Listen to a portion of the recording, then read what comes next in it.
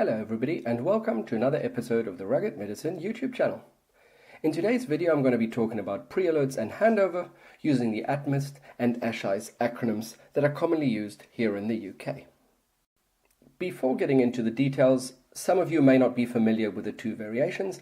There's ASHICE and ATMIST. Now each one of them has got special characteristics and some may be used in certain settings while other are used in other situations. That is a little specific on where you work and what service you're working with, which one the preferred choice is.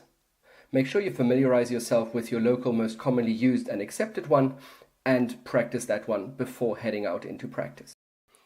Here you can see the ATMIST pre-alert acronym.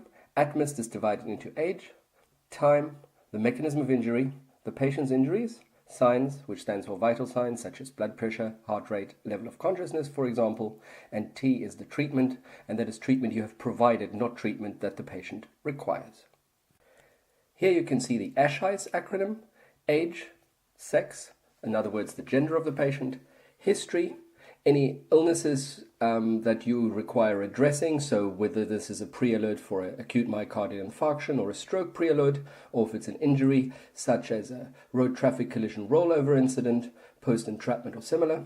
C is the condition of the patient, in other words, what priority are they stable, are they unstable, and then E, the estimated time of arrival.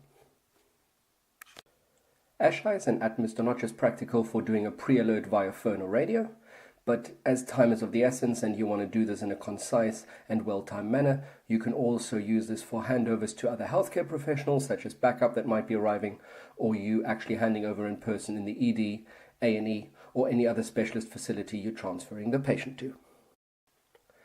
Thank you very much for watching, everybody. If you haven't done so, please like, please subscribe, and I'll see you for the next one. Bye for now.